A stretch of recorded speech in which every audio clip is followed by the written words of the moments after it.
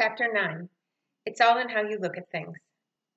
Soon all traces of Dictionopolis had vanished in the distance, and all those strange and unknown lands that lay between the kingdom of words and the kingdom of numbers stretched before them. It was late afternoon, and the dark orange sun floated heavily over the distant mountains. A friendly cool breeze slapped playfully at the car, and the long shadows stretched out lazily from the trees and bushes. "Ah, the open road!" exclaimed the humbug, breathing deeply, for he now seemed happily resigned to the trip. "The spirit of adventure, the lure of the unknown, the thrill of the gallant quest, how very grand indeed!" Then, pleased with himself, he folded his arms, sat back, and left it at that. In a few more minutes they had left the open countryside and driven into a dense forest. "This is the scenic route, straight ahead to the point of view," announced a rather large road sign, but contrary to its statement, all that could be seen were more trees. As the car rushed along, the trees grew thicker and taller and leafier until just as they'd hidden the sky completely, the forest abruptly ended and the road bent itself around a broad promontory. Stretching below to the left, the right, and straight ahead, as far as anyone could see, lay the rich green landscape through which they had been traveling. "Remarkable view," announced the humbug, bouncing from the car as if he were responsible for the whole thing. "Isn't it beautiful?" gasped Milo. "Oh, I don't know," answered a strange voice. "It's all in the way you look at things." "I beg your pardon?" said Milo, for he didn't see who had spoken. "It's all in how you look at things," repeated the voice.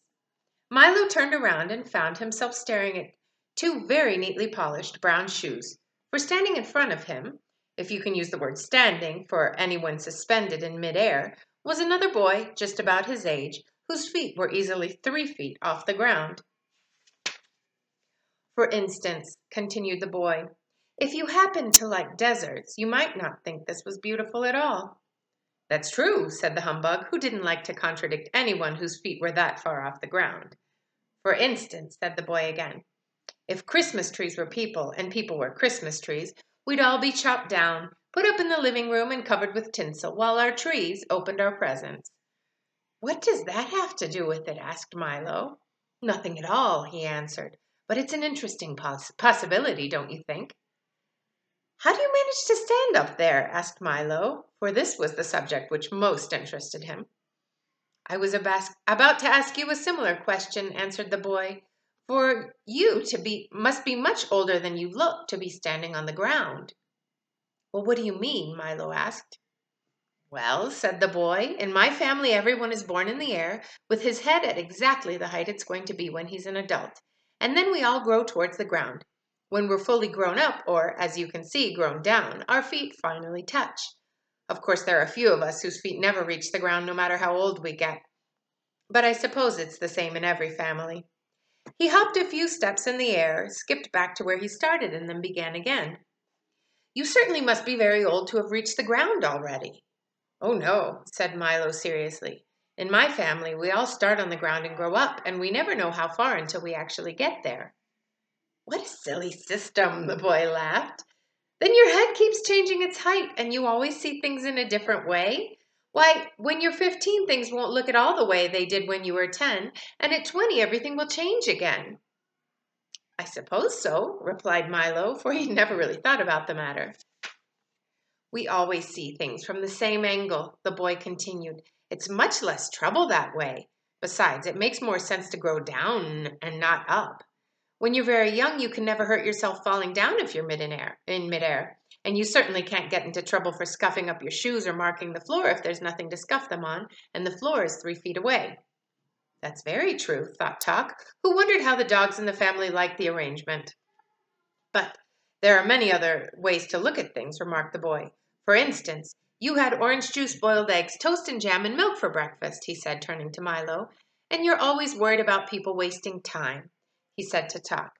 "And you are almost never right about anything," he said, pointing to the humbug. "And when you are, it's usually an accident."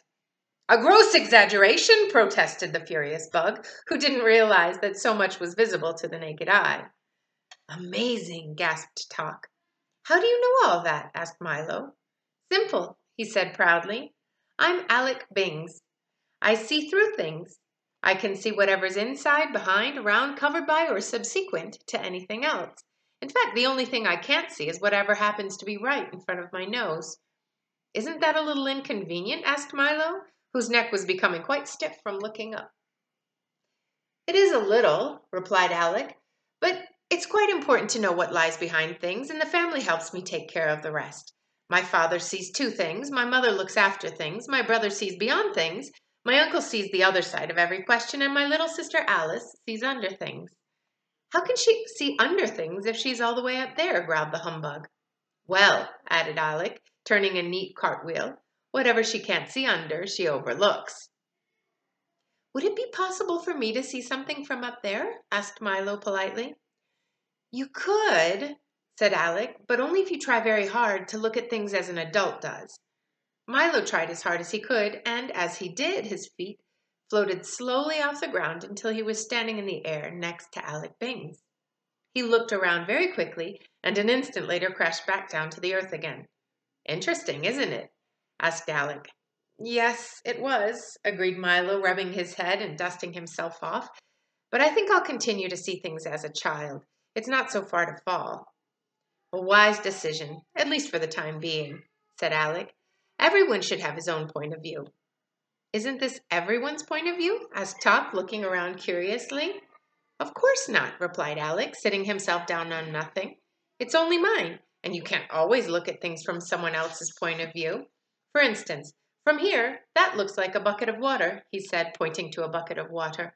But from an ant's point of view, it's a vast ocean, and from an elephant's, just a cool drink. And to a fish, of course, it's home. So you see, the way you see things depends a great deal on where you look at them from. Now, come along and I'll show you the rest of the forest. He ran quickly through the air, stopping occasionally to beckon Milo, Talk, and the humbug along, and they followed as well as anyone who had to stay on the ground could. Does everyone here grow the way you do? Puffed Milo when he caught up.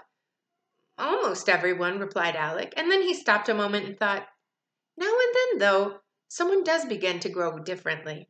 Instead of down, his feet grow up towards the sky. But we do our best to discourage awkward things like that. What happens to them? Insisted Milo. Oddly enough, they often grow 10 times the size of everyone else, said Alec thoughtfully, and I've heard that they walk among the stars. And with that, he skipped off once again towards the waiting woods.